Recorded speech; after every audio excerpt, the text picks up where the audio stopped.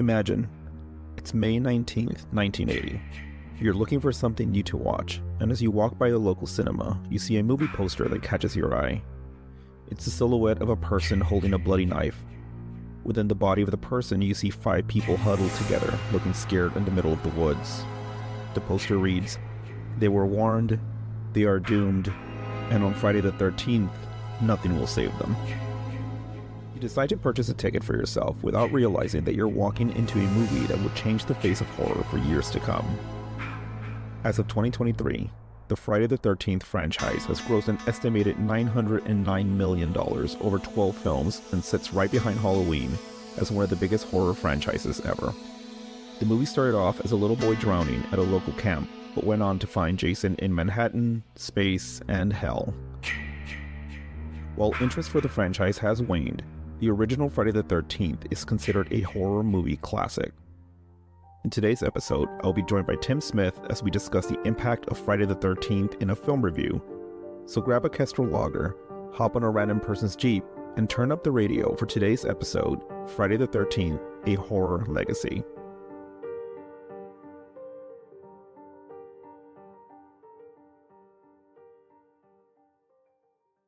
Welcome to the Itty Bitty Horror Podcast. My name is Luis, and I am your host. If you're joining us for the first time, then welcome. In this podcast, we aim to tell stories that are a bit less known from folks from around the world. I want to start off by wishing everybody a happy Friday the 13th. As you may know, today marks a special day for horror movie fans as we celebrate and get together to watch one of the many Friday the 13th films. In this week's episode, we celebrate this unofficial New Jersey holiday. I'm joined by Tim Smith, who's been on the podcast before. He's a huge fan of Friday the 13th, as showcased in the Hacksploitation episode. If you haven't listened to it, then go ahead and check it out. Today, though, we will be going a little bit more in-depth as we discuss how we got introduced to the franchise, its impact on pop culture, and of course, our own recap of the film. So please help me welcome to the podcast, Tim. Thank you so much for being on the podcast.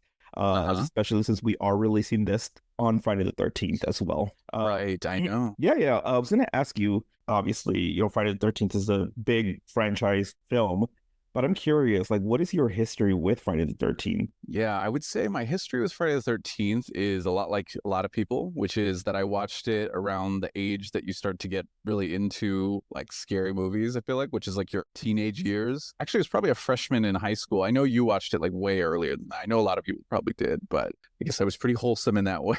I watched it when I was probably 13 or 14. And and when I first watched it, I was very, very scared. Did you have any nightmares about Jason? Or actually, if we're talking about the first movie, I don't know if you can differentiate between the first and second or third movie. I mean, as a child, when you were 13, 14, is it all a blur to you, or do you specifically remember the 1980 film? No, I remember it a lot because I got into horror movies then, and I think I started to, Google things about the movies and how they were made. I was also kind of into student filmmaking a little bit. I mean, to call it student filmmaking is kind of pushing it, but I was into that kind of thing. So I knew a lot of backstory about these kinds of things, looking up a lot of IMDb lists. I know about these kinds of things. Yeah. So I definitely knew about it. And I think the Friday the 13th franchise, compared to say Nightmare on Elm Street or Halloween, for example, the Friday the 13th was actually the scarier one for me. Well, what is it about Friday the 13th that was really scary for you? Yeah, I honestly think that Jason is he's kind of a compelling villain. I don't mean compelling I sympathize with his story or something. Well, I sympathize with his very, very early story, but obviously not what he did later. But I would say he's just a really kind of creepy, scary villain. We all know that hockey mask. There's something about him too that seems so brutal. Mm-hmm. And you can't escape him. I always felt kind of, and I know this is probably, Halloween fans, of which I'm one, will probably find this a little bit hard to believe, but I've always felt like I could escape Michael Myers. And I always felt like Freddy Krueger was the kind of villain that he was funny, so it kind of took away from his scariness. But Jason, I just thought, I would never escape him. Yeah, I mean, obviously, all three of these horror icons, were all human at one point, right? You had Michael Myers was a child. He stabbed his sister and then went to a psychiatric hospital. Freddy Krueger, he got caught by the neighborhood gang and or the neighborhood parents, and decided to burn him alive, but he was a real human. Whereas Jason, same thing as Michael Myers. He was a child, obviously, but he didn't do anything wrong, like you mentioned, right? Like you implied earlier, he drowned because of some pesky camp counselors, doing the little. They were making love. They were making love, exactly. And so in reality, I do feel a little bad for Jason a little bit. I mean, that evolved into him grabbing random people and putting them or grabbing random people sleeping inside a sleeping bag and just like smashing them against a redwood tree or something. But that evolved into something else. But I can understand that a little bit, and how that could be a little scarier. Not to mention he threw Kelly Rowland against a tree. Oh, that was homophobic, even though I know that she's called Freddy Krueger the F slur. And then she was like, "What, you pussy," or whatever. And then Freddy Krueger was just pointing behind her like, "Oh, look right behind you." And then it was Jason. I guess you're right. He did like smash her against a tree or something. Yeah. So very, very shame on good. Jason. Yes, very good films. Yes. But cinema. It's cinema, of course. But I do want to talk a little bit about obviously, before we get into recapping a little bit of the movie, I kind of want to talk a little bit about some unknown facts that people may not know about the movie. Do you have any to share? Yes, I do have a couple facts. I know, like, for example, Sean S. Cunningham, the guy who directed the whole movie, I know that he came up with the title of Friday the 13th before he actually had like a plot prepared. Yeah. He just really thought that was a good like horror movie title, which I get. I mean, it makes sense, right? Mm-hmm. Yeah, but I know that he came up with that first. It was like the awkward silence. Thank you for your addition. Exactly. And then so he came up with the title. I know that, and then I know for a fact as well that the movie was essentially, I mean, I hope I don't get hate from Friday the 13th fans, but the movie was basically made as kind of a ripoff of Halloween, just done in a camp. Yeah, I mean, they've said it themselves. Sean Cunningham said it himself. Like, we're just essentially trying to emulate what Halloween was doing. Yeah, and emulate, I think, is like a charitable word. Like, I think it just, they literally are like using, I mean, if you watch the movie, they use the same kind of camera angles that they used for the Michael Myers, view, and they basically just did it in a camp, but I mean, the ending makes it slightly different than Halloween, I would say. Totally. And if they were emulating any film, it would probably be this Italian horror film called A Bay of Blood. It's exactly the same premise. It only takes place, I think, a couple of years before they actually shot Friday the 13th. And a lot of the camera angles, the tricks, tropes, etc., were really kind of lifted off of this movie called A Bay of Blood. I'm assuming you haven't seen it, but you can see A Bay of Blood on Tubi. But there's a lot of similarities between that. Like, a group of people go to a camp, they're all getting killed one by one. It's a slasher, obviously. And it's very similar. So I think if it's emulated anything, it's probably doing it from that movie, but it's definitely lifting from Halloween as well. Right. Yeah, it's definitely true. And obviously, I know it was a lower budget movie because almost no one in it is famous, really. And even the one semi-famous person in it is she had stopped being famous, I think, by the point this movie came out. And this movie made over $60 million back in 1980.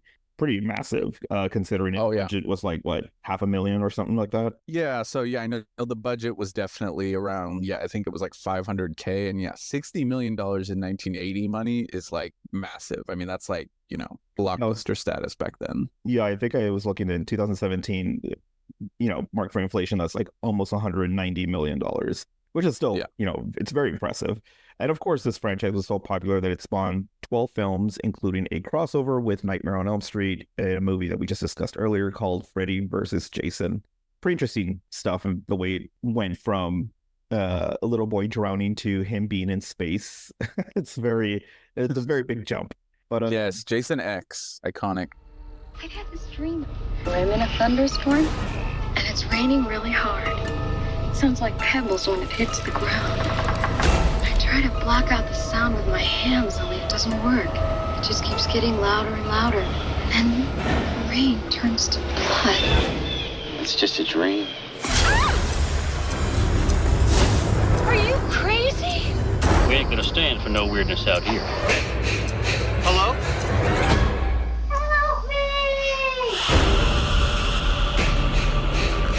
Did you know that a young boy drowned here? His name was Jason, and today is his birthday. This place is cursed. You're doomed if you stay here. It's not funny anymore. Not funny at all. They're all dead. And he's still there. So for those folks that have not seen the movie, can you give me a short synopsis of the film? Yeah, well, the film begins with shrieking violin chords as the music starts to play, and the huge titles to let you really know that it's Friday the 13th. But no, how it actually begins is it has a scene that's in 1958 where two camp counselors sort of sneak away from singing in a giant circle, and they begin to get a little intimate with each other, and then before you know it, they get attacked by someone who we don't see. And then the movie begins, and then it cuts forward to the present, which is 1980. And we begin to learn one by one about these different camp counselors that are going to this place, which is nicknamed by the townspeople in this area Camp Blood. And it's this summer camp that's, by a lake, Crystal Lake, the now iconic Crystal Lake. And basically everyone in the town thinks that these camp counselors are, way more than in over their head. They're basically on a suicide mission to work here, but they don't seem to want to listen. And slowly but surely, these counselors get killed one by one. I'm not going to say which ones get killed because obviously some make it pretty far through the movie. But suffice it to say, there's a lot of killing that happens. And then in the end of the movie, you kind of find out who the murderer was and what their motivation was, and it's pretty interesting twist. Actually, it's more than just a crazy killer on the loose. It's actually kind of an interesting plot turn. So Tim, thank you for that description of the movie. We'll go over the the entire movie for folks that want to listen to our two clowns commentary on Friday the 13th. And we start off the film with two camp counselors making out. I know that you talked a little bit about that. Do you have anything to add in terms of that entire little pre-movie scene, whatever you want to call it? Yeah, well, first I want to start by saying I did not describe how they were making out. Oh, okay. Sorry, misunderstood. It'll be the last time you correct me. Oh, okay. Yeah, this time. Yeah, the beginning, scary moment. It's a good moment. It sets it right up for you to know, what's going to happen to camp counselors that dare to have fun during their summer breaks. But then they go up to the cabin and they're like making out. And I think what the girl here is like, did you hear that? Oh, shut up, girly. Let's make out. I don't know why he has such a gay voice, but yeah, you made it sound like it's two girls. It's definitely a guy and a girl. Yeah, so they're making out, and then they hear something, and all you hear is that and the guy goes like, "We weren't doing anything," and then bam, he gets shanked. Bam, just like that. That's the noise that it made as the knife went into the body. It went bam. And yeah, I've heard knives go bam. Yeah, exactly. And the girls start screaming, and then obviously the music is like da da da da, and then you just have a freeze frame of that poor young woman who's like frozen, and I guess, with her screaming expression. Yeah, she has her comeuppance right there. Yeah, exactly. But no, I have to say though that in that scene, something that I don't understand about it and have not is the fact that someone comes into the cabin and sees them. It's like a private area, I feel like, that they're in, and then he says, "We weren't doing nothing," or whatever. Why does he feel he has to explain it to this random person? Well, because they are camp counselors. They're supposed to be overlooking, the operations and taking care of the children of the camp, and instead they're necking. And maybe they thought they were in trouble because keep in mind, they're supposed to be teenagers, right? They're, scared. I guess that's they got caught by somebody. Yeah, they're like, "Oh, yeah. We're so sorry." Yeah. And then, of course, I'd have the ick after that if I was that girl. Yeah, I'd be like, "Oh, you're going to apologize for us making out? You know what? Killer, come finger me." Yeah. Oh, shit. Let's do this right. Let's show this boy how it's done. Right in front of him. Yeah, as he's on the ground, writhing in pain. And then, they show the Friday the 13th titles with some really cool music. I love the music from this movie. And then we cut to this girl walking down the street. She has her cute little bangs, and she has like a big backpack behind her, like a camping, hiking backpack. Is that right? Yeah, I mean, she's got I think the bushiest head of hair that I think you can see in an 80s movie, like, period. Like, giant wig looking, even though it's not a wig because it's the 80s, so that's what hair looks like. Yeah, no, she's walking down the street, this lone country road, and she, goes to this gas station. She pets a dog. It's like, hey, baby, hey, Poopy, whatever the dog's name is. Do you know, hey, Poopy, girl, yeah. Hey, Poopy, do you know where Camp Crystal Lake is? And the dog is like, "Meow." And she goes, all right. Just like, I don't know. She walks into a diner. Does anybody know how far Camp Crystal Lake is? And everybody just turns and looks at her. They're like, And- order something at least. Are you going to use the restroom? Because if you need to order, and if you want advice, like, come on. And then somebody says, you mean Camp Blood? They start giving a little bit of hints of the fact that this could be a really, really, maybe not so great place. Somebody offers to give her a ride, and she's like, all right, let's go. And then your little bestie, your best friend, Ralph, just comes out.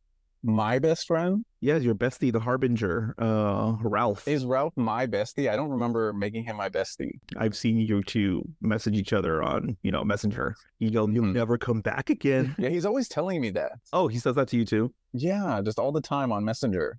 Oh, shit. Oh, well, I think that's an omen right there. You should definitely listen to him because he apparently gives really good advice. Yeah. No, wait, but I have to interrupt you because in all seriousness, something that I don't get, and maybe you can explain it to me like you did the other thing, is why. So Ralph is this crazy guy who lives in the town, and Friday the 13th fans are going to know him because he shows up in the second movie too.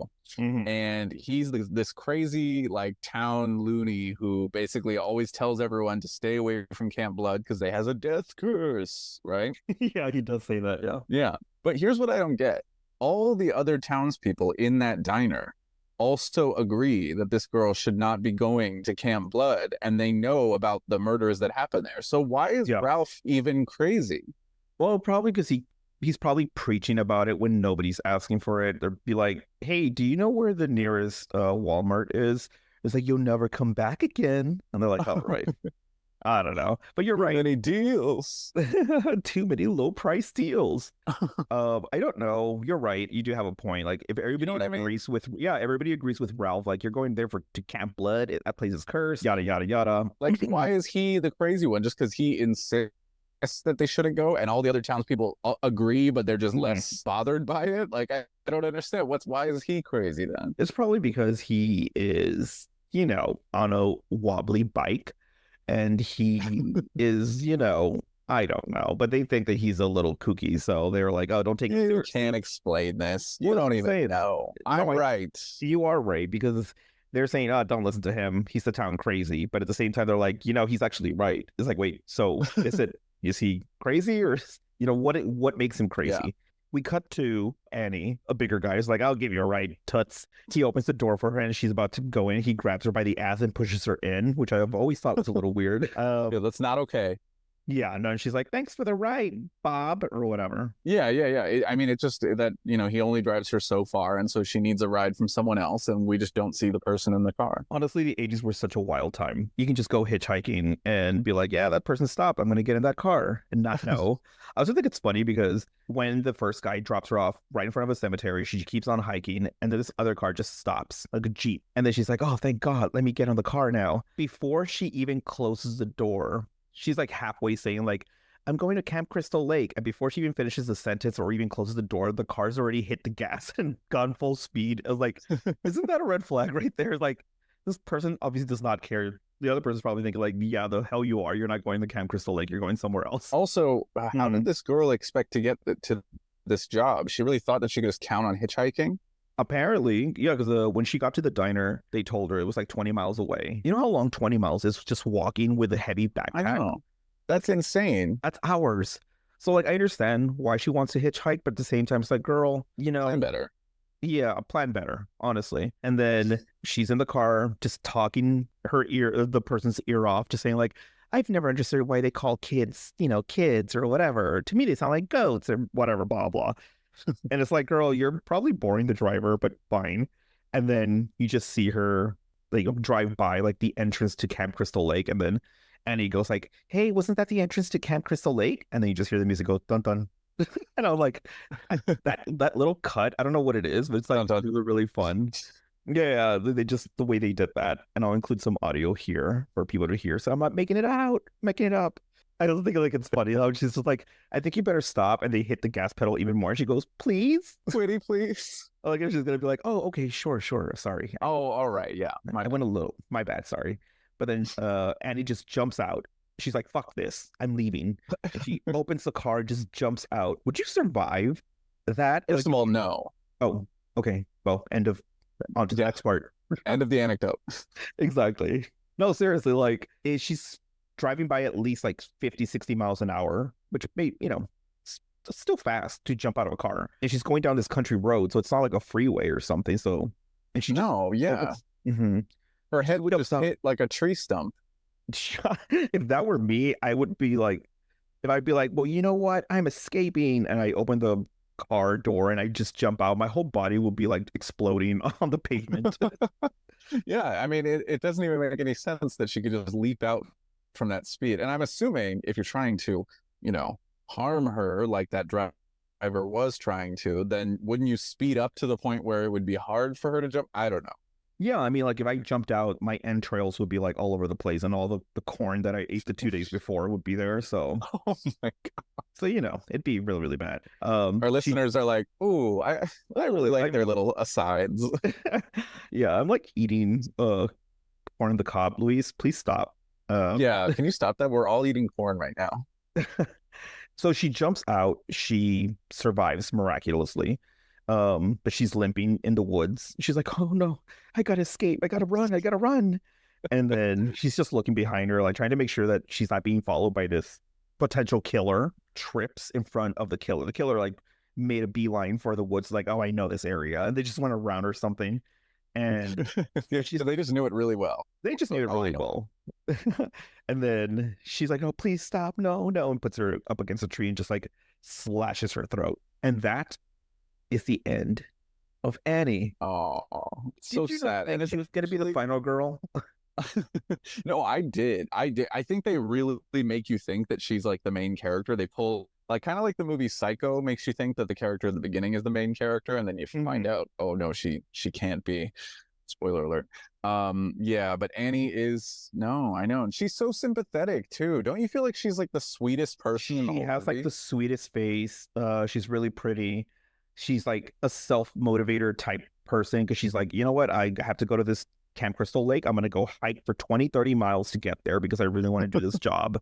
And then what ends up happening? She gets freaking Filleted. flashed. Yeah. Filleted. Yeah, essentially. Yeah, so sad. And it's actually a really scary moment. I was only laughing because your rendition of the whole scene is pretty hysterical. But yes, it's actually a scary scene. Don't watch this movie expecting that to be a funny scene at all, because it's not. Oh yeah, no, it's definitely not. We just don't take things as serious as other people. But yeah, No. it was a very sad scene. From there, what do we do? What happens? What happens next? Let's see. Well, Yeah, go ahead. I thought you were asking me. No. Yeah, I'm asking you. Go ahead. Okay, well, I mean, basically, we get introduced to, all the other counselors in the camp, and the main one, of course, being Alice, the blonde girl who has a very like late 70s short kind of bowl cut. Mushroom hair. Yeah. Mushroom, right. And then of course Kevin Bacon, the famous Kevin Bacon, is in this movie, and some other people. The guy who plays the Steve Christie, I think the guy's really hot with a blonde mustache. Oh, the mustache guy. Yeah. Also, everyone in this movie is in like shorty shorts, like Daisy Dukes looking shorts, and it's like not played for. It's just like, I think that's just what people were wearing then. Yeah, I think so too. I think a few people are just it's a sign of the times with the fashion, which is fine. But you're right, we do get introduced to a lot of these characters, and the most famous one now is Kevin Bacon. He's coming in with two other people in a truck, and they're playing all this like banjo music, and they get to the camp. Steve Christie and Alice are fixing the roof off of a cabin, and he's trying to convince her to stay a little longer, and she's like, "All right, fine, I'll stay just one more week." Little does she know That's her last week. More. Oh no. Yeah.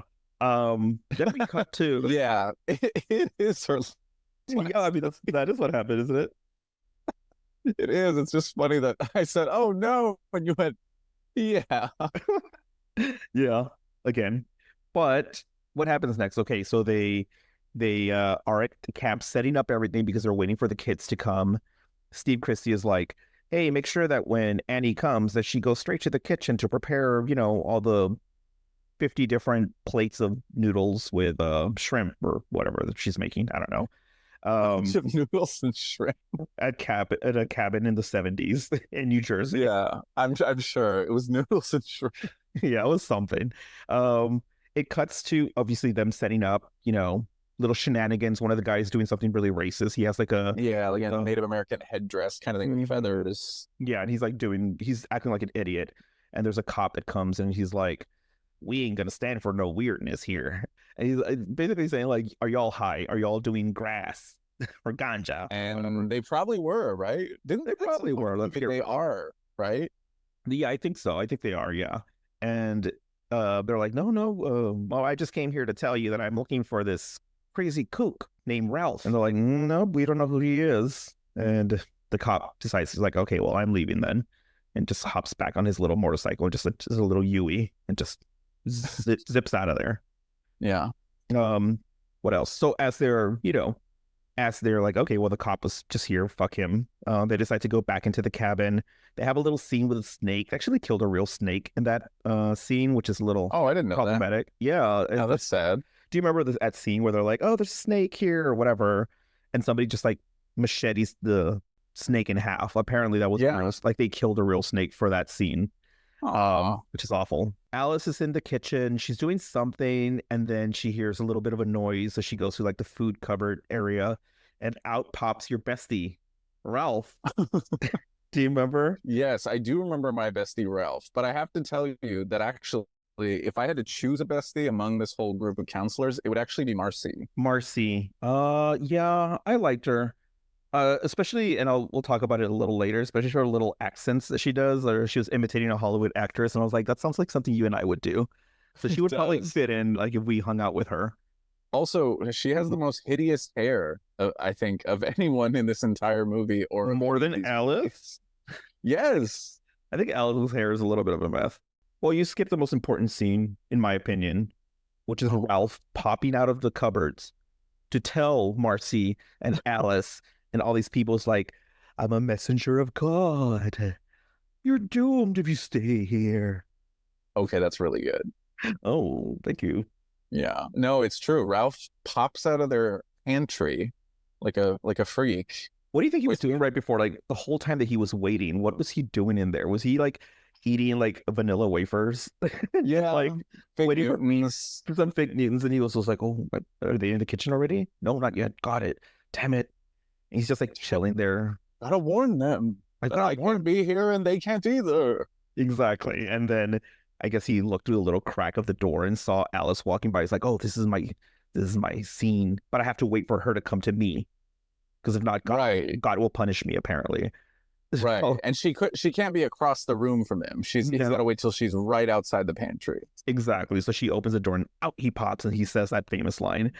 From there, he obviously says like, "You need to leave." Again, nobody listens. Would you listen if you were going, Tim? Let's say you, me, Junior, and Jennifer Lopez were all in a little minivan, and we're all gonna go camping, and then we ended up at a gas station right before we go to the cabin, or the camp in this case, and some old man just told us like, "I'm a messenger of God. You're doomed if you go to Camp Crystal Lake. It's Camp Blood for a reason." How would you react? I'd be like, first of all, I'm gonna ask Jennifer Lopez what she thinks about this.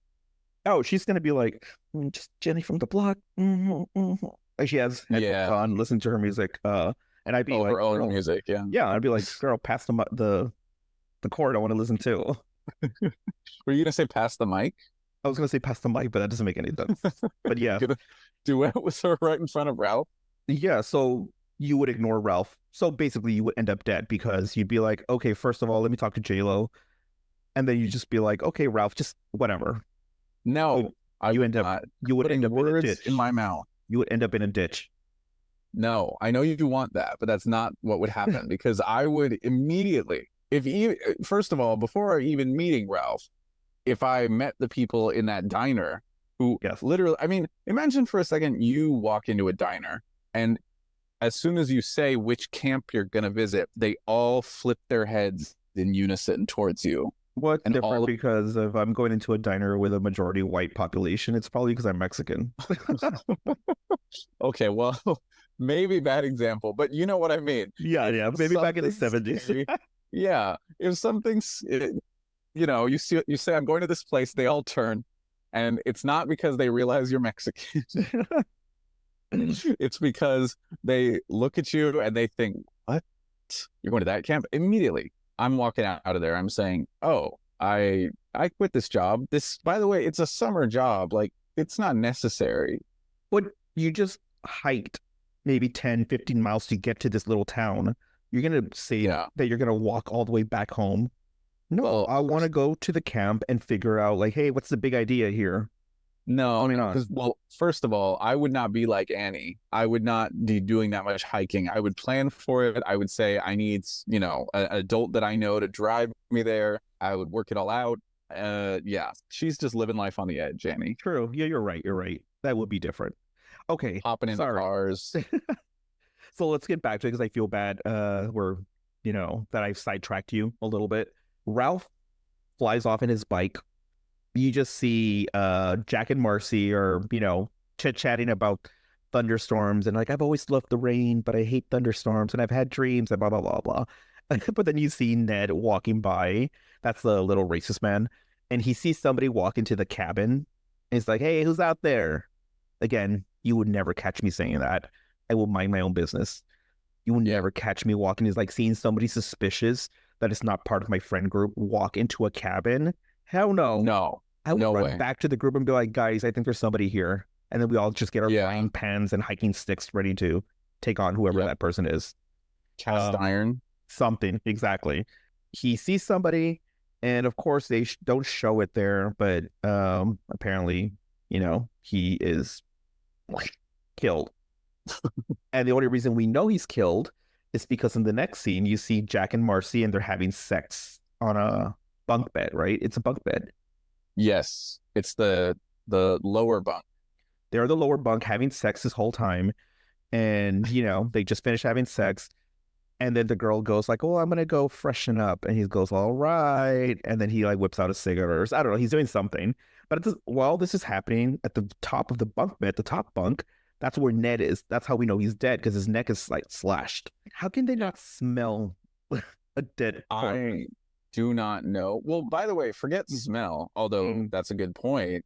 What about the fact that if you see a bunk bed and you're like, hey, let's lie down in this bottom yeah. bunk of this bunk bed, you would see a dead freaking body. Unless above they're all like 4 or 5.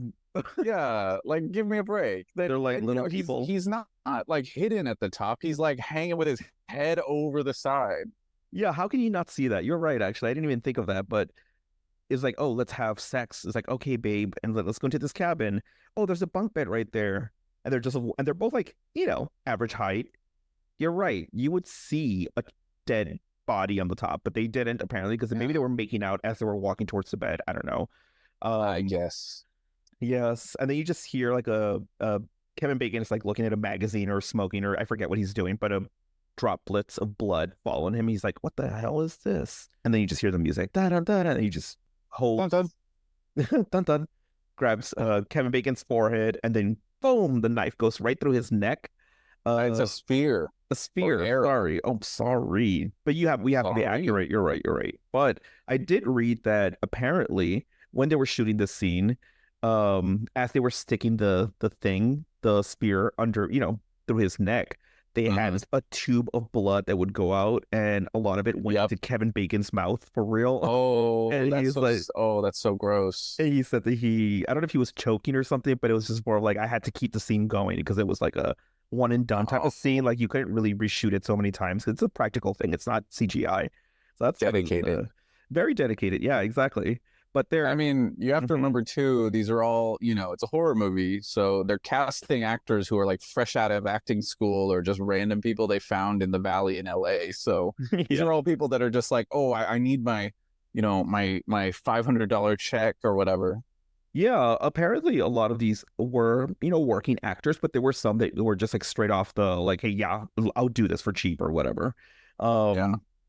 This scene I really like. I don't know if you remember this because it's really random, but after Kevin Bacon gets killed, we cut to Marcy. She goes into the bathroom to freshen up or, making sure that she cleans out herself because, you don't want a UTI or what is it called?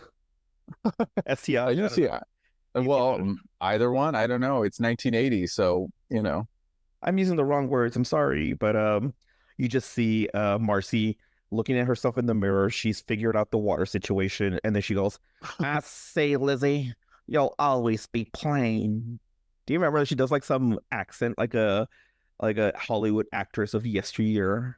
Yeah, and I have to imagine that actress who played Marcy wanted that to be in there. She thought, this Oh is yeah, my little moment. yeah. I'm just gonna ad lib right here, and the director was like, "Cut!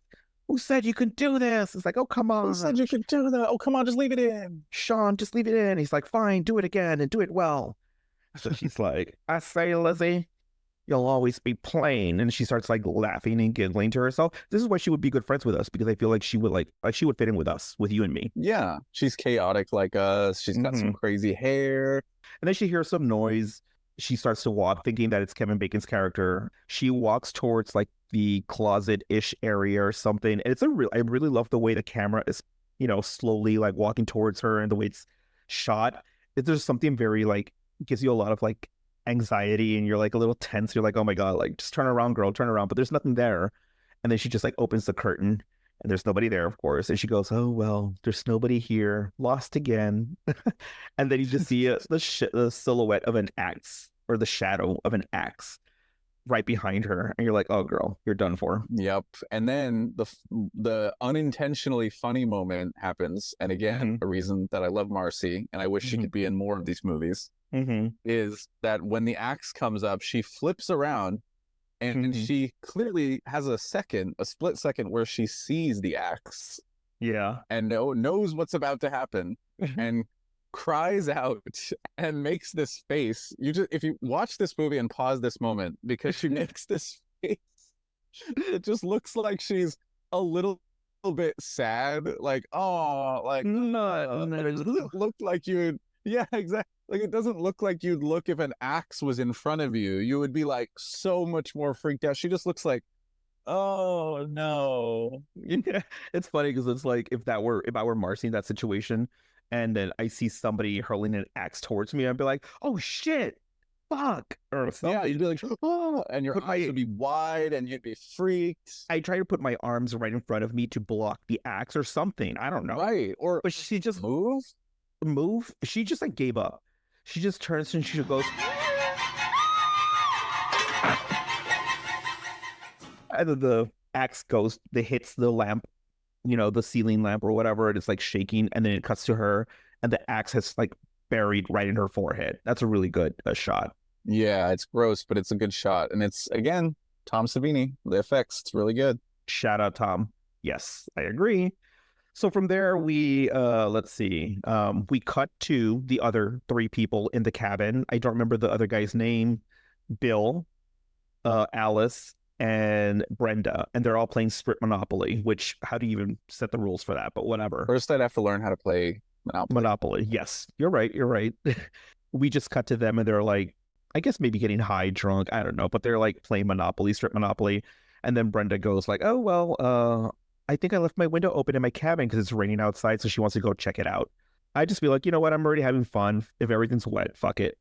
I'm pretty sure there's a way to dry these sheets tomorrow morning or something. But yeah, of course not. She decides to go investigate, and she goes to the same bathroom, thinking it's gonna be the same thing that's going to happen to her where Marcy just got axed. But no, she goes, changes, takes a shower or whatever. She gets into her long white nightgown. And she gets in bed and starts to read a book. And then a lovely nightgown. Yes, a very lovely nightgown. And she's reading a book in the dark almost. And I'm like, girl, you're going to strain your eyes. Like, it's really, really, I doubt that That's what you're very thinking? interesting. Yes. If I were her, and this is pre-internet, pre-iPhones, whatever, I get it. The only thing you can really do is just like read a book, I guess, or go back with your friends and play Monopoly. But she decided to read a book, and I'm like, girl, it's so dark, but okay, fine. And she just hears, well, she does, somebody says, help me. And she's like, hello, who's out there? Wait, and by the way, is that a fake? That's a fake help me, right? Well, later on, we don't want to jump too ahead, but it turns out that's the killer doing that voice. But it sounds like, I don't know, like a child or something. Or Yeah, it's supposed to be a child, and there's a scene specifically where she's like walking really fast, very briskly through the woods, and it's raining, so her hair is in front of her face, so wet, her nightgown is drenched, she has a flashlight, and she's like, where are you? And then you just hear the child say something like, I need some help or something, but like in a very childlike way, like in a panicky voice. So I get that she would be like, what the hell? Like, there's a child out here. The kids aren't supposed to be here till next week. So I understand like the whole, like, who is this? Like, where are you? But how is the person imitating a child's voice is my question. Killer. Oh, we can cover it a little later. Well, okay. So if folks have watched this movie, I'm assuming you've seen this movie, but the person doing that voice is the killer. Yeah, it's true. We'll leave it at that. Everyone, you know it. So we'll leave it at that for now. She goes into the yard or whatever, and then the lights turn on, and that's the end of Brenda. But we don't see it. It's like a death that's off camera, off scene. Yeah, they didn't have enough money for all the death scenes, I'm betting. Alice says, like, was that Brenda? Because she hears somebody screaming. And they're like, no, it can't be Brenda. Like, what the hell are you talking about? So they go to her cabin and they see an axe in Brenda's bed. At this point, honestly, nobody's going to blame you for what has happened out there. Just grab the damn axe. Right. Again, people just leave the axe behind. It's like, oh, this must be some type of joke. They always think it's a joke. Every single horror movie. And then it cuts to Steve. He's at the diner, at a different diner, and some woman is like, that'll be $1.20 for that coffee. And he gives her like a bunch of quarters. He's like, keep the change. And she's like, thank you. And then he decides to like, oh, let me go back to camp. But his car breaks down. A cop picks him up. Is like, yeah, I'll give you a ride to, Camp Crystal Lake. They start chit-chatting. The cop, again, just like the driver from the beginning. So it's like, this is as far as I can take you because I have another call. So Mr. Steve Christie decides to walk back to camp. He gets to the front of the camp and there's a flashlight right there in the rain pointing at him. He's like, hello? What are you doing out in this mess? Because he realizes who's the person on the other end, and then bam, again, Steve gets shanked. Oh man, your favorite guy. Oh no, he's so cute with his blonde mustache. I don't know what that was. The listeners are just gonna hear you go. So then we cut back to the cabin. Alice and Jack, or no, Bill, sorry, are like, oh, what's going on? Blah blah blah. The generator goes out, so all the lights go out, and they're like, let's get the hell out of here. Or at least that's what Alice is like. Why don't we just get in the car and just leave? I'm like, girl, you don't even know what has happened yet. And you're already saying, let's just get the hell out of here. But Bill decides to explore by himself. He's like, let me just check it out by myself. You go to sleep. She goes out to find Bill later on after she's taking a sweet little nap. Lo and behold, the first death scene in terms of like Alice seeing this for the first time. And it's Bill arrowed. I don't know, impaled into the door with a bunch of arrows, I believe. Oh, man. Yeah. I didn't know. That means that the killer took a bunch of arrows out of the back of their, archery case and just shot them all at the same time with their bow? Yeah. I'm also thinking like, okay, you killed him. Maybe if you're the killer, you just shot him once and they're like, oh, he's dead now. But you still have to have like power to carry this person up, hook him against the door, and then shoot 3-4 more arrows. Like I don't know how that makes sense because he's impaled like 2 feet, 3 feet above the ground. So I don't know how this person has the strength to do this. So so this is the first scene that she's seen, the first death. So she's like, oh my god. And she runs to a different room. I think it's the kitchen. And she tries to booby trap the place by tying the door handle, and she grabs a knife and such, and she stands by the window and she's like really panicky and very like, I've just seen my friend get killed, or he's already dead. I didn't see him get killed, but he's dead. And she just says slowly under her breath, what am I gonna do? And then somebody just throws a body. You would be doing that. Oh yeah, I'd be like, oh, God, I wish I could check my Instagram right now. What's going on? But there's no signal. Where's Bill? Where's Bill? Well, Bill is dead. He was like impaled against the door. I know, but I'm saying you'd be wondering. Oh well, yeah. Well, if I were her and I saw the body, I'd be like, "Where's Steve? Where's my little blondie mustache boy?" But no. Oh yes, Steve. I'm losing track of my generic white people names from the 80s. Exactly. They throw a body through the window. It turns out to be Brenda, the girl who was like, "Who's out there in the rain?" Trying to find the baby's voice. And of course, instead of holding on to any weapons, she just throws them on the ground like an idiot. Would that be you? Oh yeah, I would just toss it to the ground. I know, but that is a trope though, right? Like it's happened in several Yeah. horror films where like they think they've gotten the killer or something, and they're like, okay, I'm done, and they just throw like their weapon down to the ground. It's the stupidest thing. I don't know. I mean, it's so easy to watch a horror movie and to say, "Oh, that would never be me. I'd be out of there. I'd grab a gun. I'd take flying lesson. Whatever people will say." I would turn into a fly and fly away. What? Yeah, like people always have this like amazing, hindsight where they're like, "Oh, I would never do that." But it's like, yeah, I don't know. People do stupid things all the time. So I don't know. Yeah, But I mean, I probably would keep it. I would keep it with me. Yeah, I mean, you see it in Halloween where Jamie Lee Curtis is like stabbed Michael Myers in the eye with the knitting needle, and then he just like throws it on the ground. I'm like, girl, right next to him, really? Or the wire hanger, I same know. thing. But anyway, enough about that. So yes, she throws her weapons on the ground, and then she goes outside, and our favorite scene is coming up. You and mine. Can't wait. Favorite scene. Yes. I know. That whole can't wait. Like very unenthused. You liar. No, that's just how I sound. Oh, okay. Well, she goes outside and she sees a Jeep coming. Who could it be? Who could it be now? And she goes, "Who are you?" And it's this woman. She's like, well, I'm Pamela Voorhees, a friend of the Christies.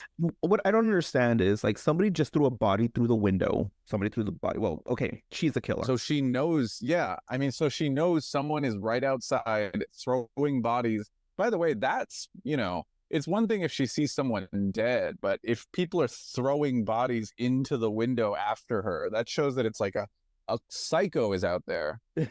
So Not only that, but since yeah.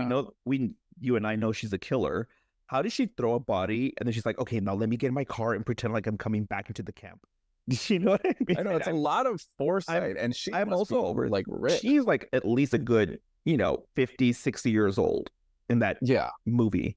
And she's killed all these men and women, hung them upside down from trees because, at one point Alice is running and Steve's body flings from a tree right at the exact moment that she shows up. Does that mean she's up in the tree? I must mean, how else do you get the body up there?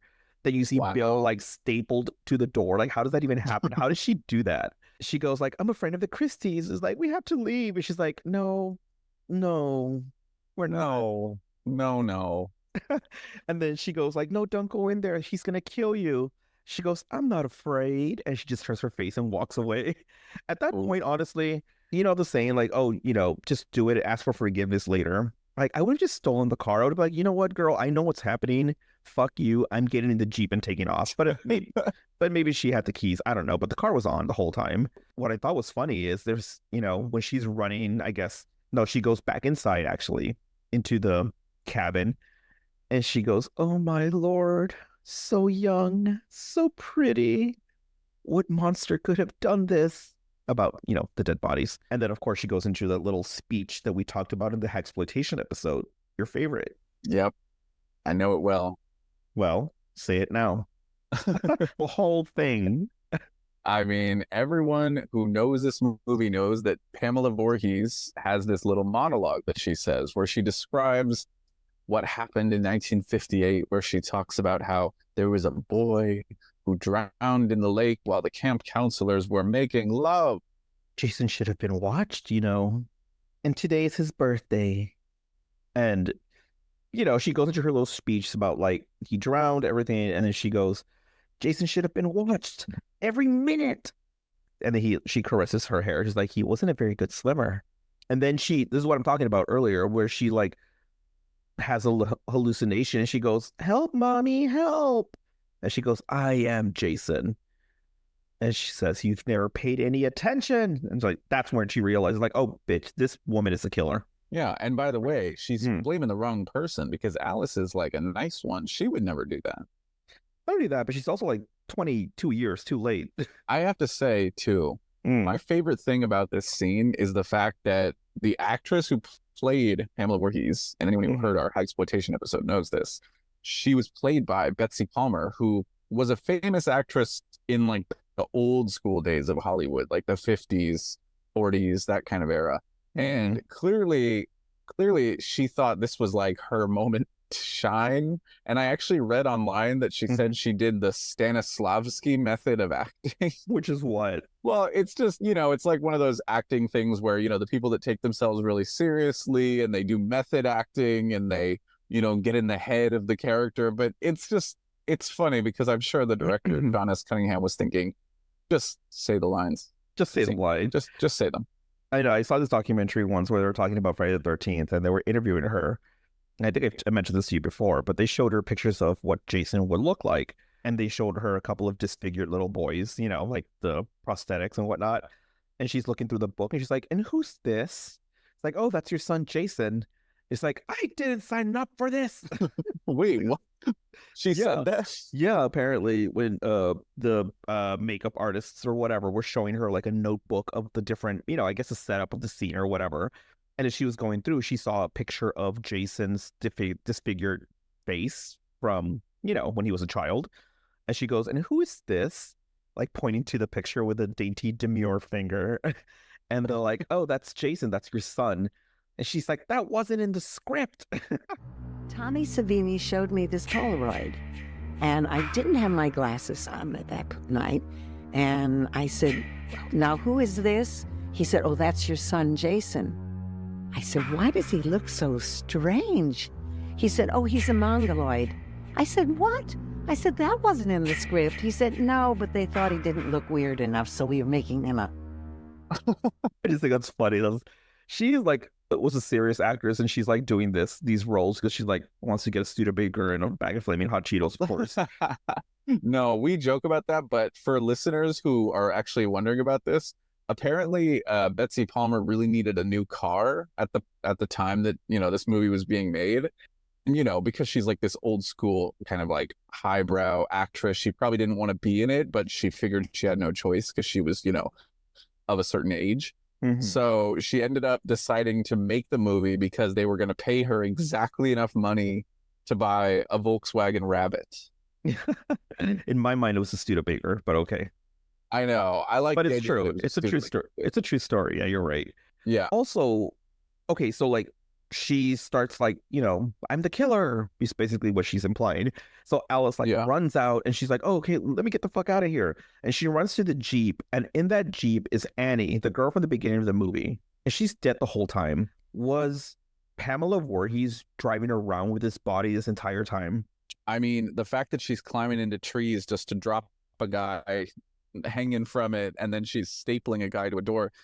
I feel like, yeah, she's just driving around with Annie just kind of drooped over in her seat. Yeah, she's like humming some tunes, and she goes to McDonald's, and the body's right next to her. She's like, can I have a Big Mac? And the cashier's like, So horrible. does she want The something? cashier's like, yeah, is she asleep? Does she want, why is she bleeding all over her shirt? Like, oh, don't worry about it, darling. I don't know why I turned her into a Southern woman. She gets to the car, she sees the dead body, she's like, fuck this, and runs. And the music, of course, the strings at this point. I know. By Everything the way, we looks- haven't even mentioned the fact that the soundtrack has that famous, not just the strings, but like that famous. So yeah, so do you want to give people the I don't think the audio is going to pick that up anyway, but the obviously it's based on something, right? Yeah, it was. Mhm. It was based on, because at one point, like you said, Pamela Voorhees is having a little kind of mental episode where she thinks Jason is telling her to kill Alice. So she says, kill her, mommy, kill her. So kill her, mommy, kill her is ki, right? Like kill, and then ma, like mommy. So it's So it's like ki, ma. exactly, but you can't really tell.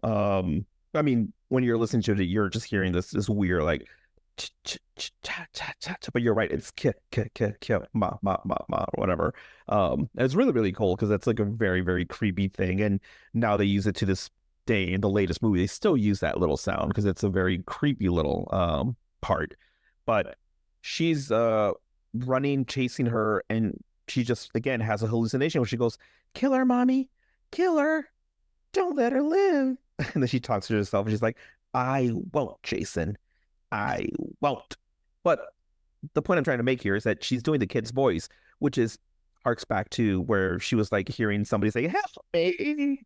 Like she was doing that voice the whole time. And I don't know how she did. It definitely sounded like a child. It sounded too childlike, in my opinion. I didn't think when she was having her little hallucination right then that she sounded that much like a child. So, yeah. Whatever. I'm being nitpicky.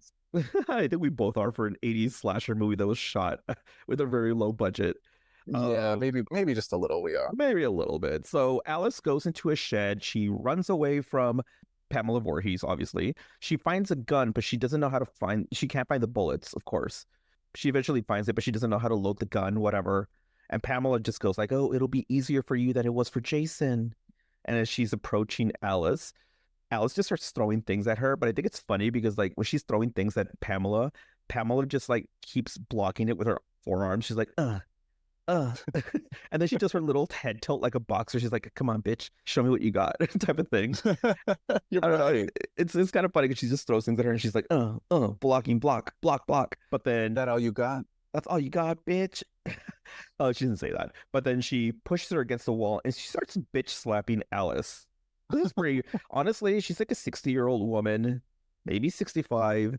And she's bitch slapping this 18-year-old kid, probably younger because they're camp counselors, high school jobs or whatever for the summer. I was like, girl, if you can't defend yourself against like an 85-year-old woman, I keep aging her up. Yeah, you keep raising the age, but anyway.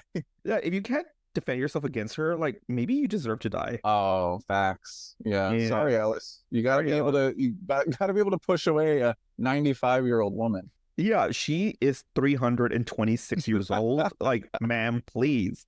So Alice, ma'am, you are 500.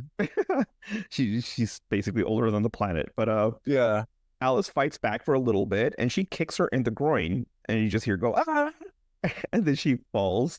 And of course, Alice, instead of finishing the deed and be like, "Okay, this bitch is down. Let me fucking like hit her with a cast iron. What's it called? A pan, or let me like." I'm glad I could help you with pan. Thank you.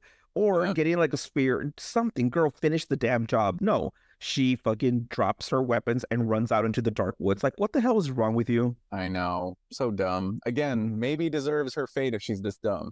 Yeah. And then she finds another cabin and she's like, "Oh, the food pantry." And as she opens it, Ralph is in there again. He's like, "I told you." No, that didn't happen. My God, wait, that did not. I was like, what? Did that happen? I don't remember that at all. No. She goes into a food pantry cabin type of thing. And that's where she finds the iron skillet, that little cast iron skillet, right? Or whatever it's called. Yeah. Or maybe a pan. We don't know. A pan. Yeah, one of those. And she's like hiding, like, "Okay, if I just stay quiet, she won't find me.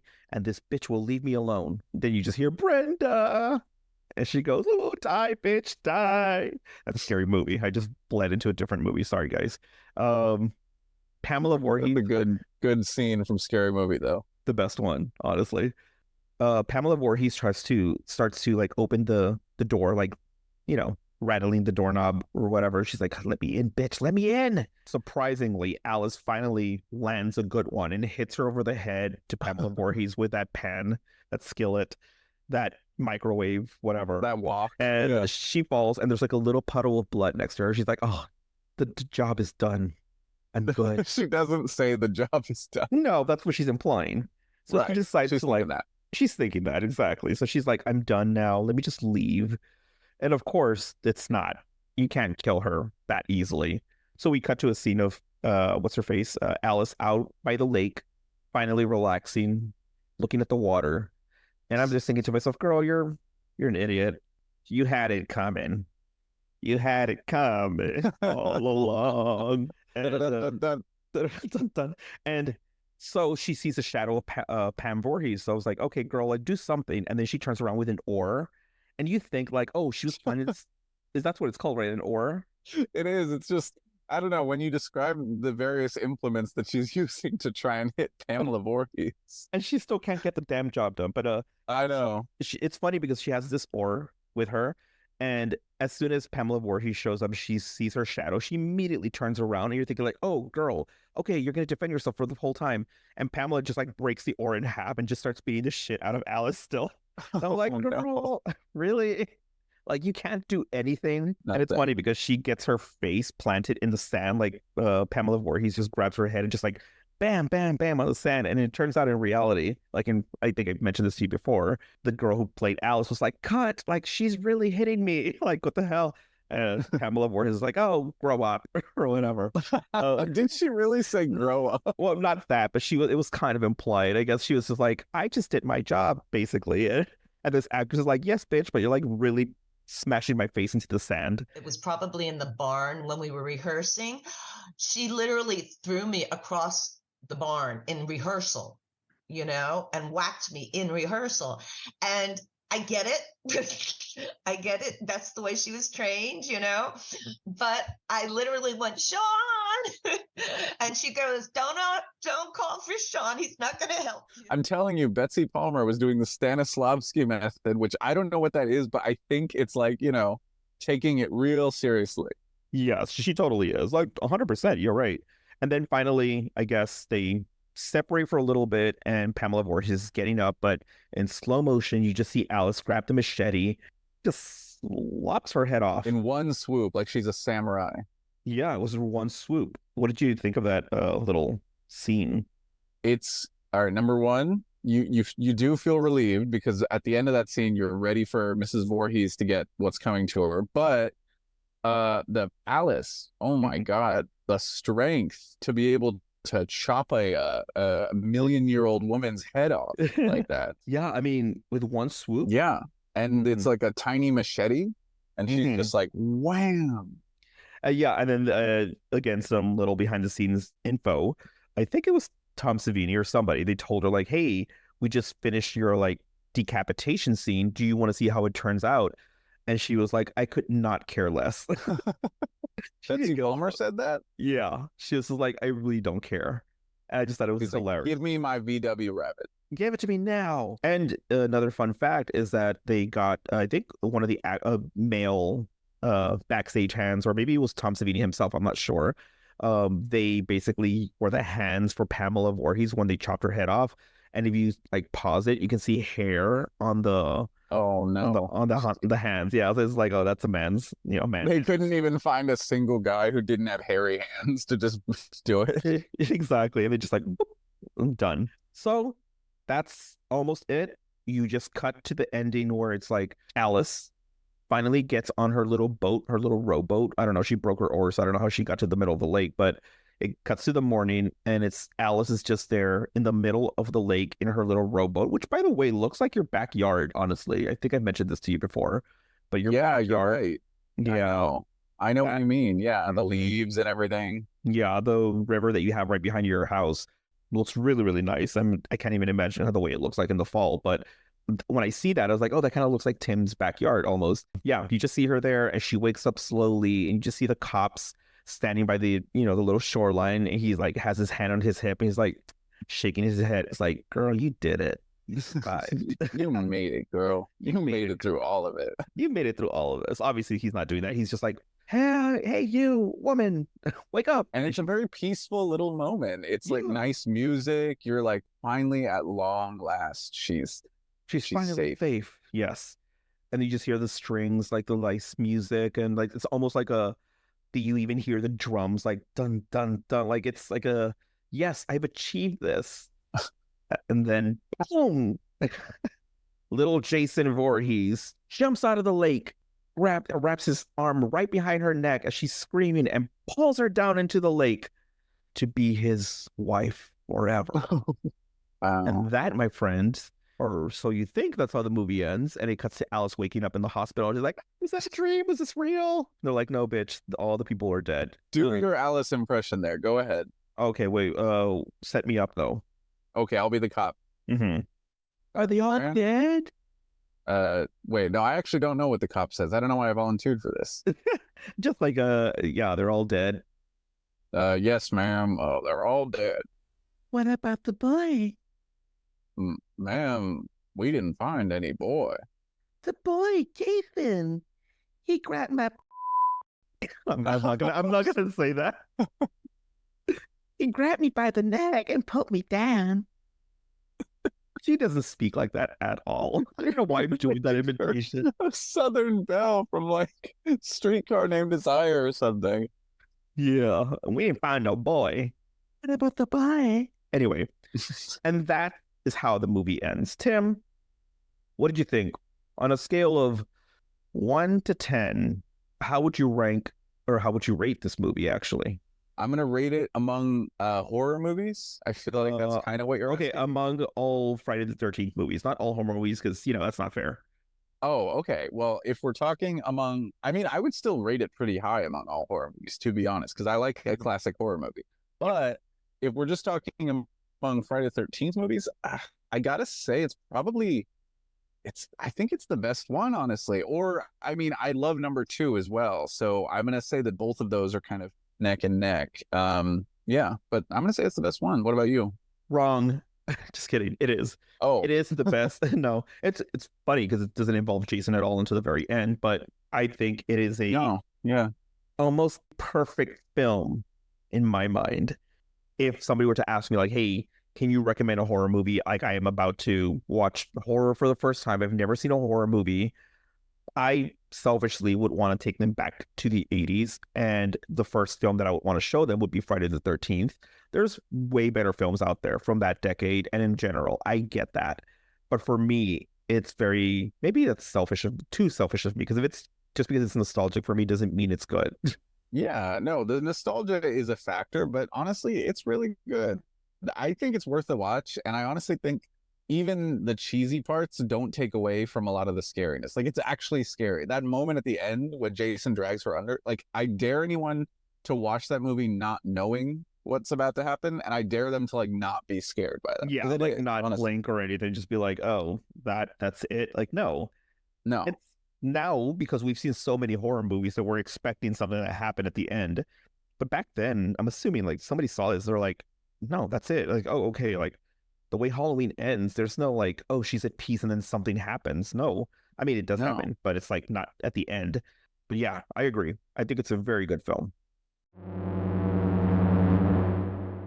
So, Tim, we just finished the recap of Friday the 13th, the 1980s version, aka the golden version. To our listeners, Yes, we sure did. mhm. To our listeners, we actually recorded a segment for the ChatGPT story. The story itself was kind of boring, actually. ChatGPT failed us on this one anyway, but I failed Tim because I forgot to hit record. So, Tim, I do apologize. But other than that little snafu, what did you think of the today's episode? I thought it's a great episode. Again, we hit it out of the park with these descriptions. I'm sure our listeners are hanging on every word as we talk about how Alice has a weird voice, and how she sounds like a Southern Belle at certain points. Yes.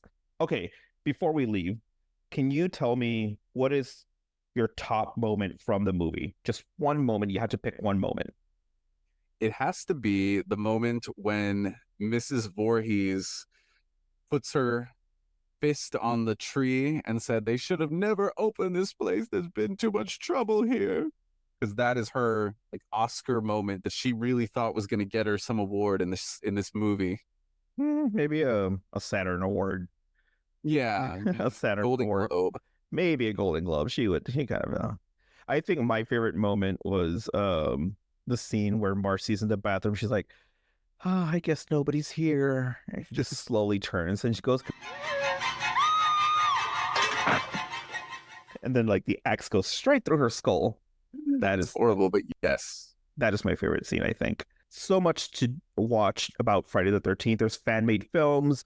It's a lot of good fun, and I really love the community that really embraces Friday the 13th as a, really good horror movie. And I'm glad that you were able to come on to the episode and kind of talk a little bit about Friday the 13th. Yeah, I'm glad too. Yeah, I'm glad too. I'm a natural at this. Yeah. No, we'll just edit this part out. But when I finish saying No, it, just don't. like, I'll see. I don't know. But anyway, thank you, Tim, for being on the podcast. What's your favorite Friday the 13th film? Feel free to let us know your favorite by posting on our social media pages. And if you enjoyed today's episode, feel free to leave us a 5-star review on either Spotify or Apple Podcasts. It really helps us get discovered by more listeners. Also, feel free to share this episode with your family or friends or anybody who just enjoys horror.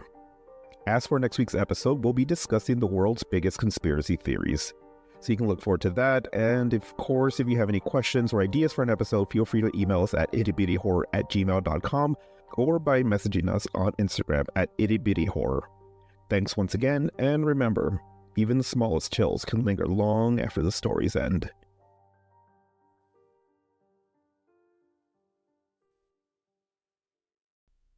Oh shit, I hit to record again? No, you didn't. You're such a lie. Just kidding. I know. It says recording. I have my phone. I can see. Oops.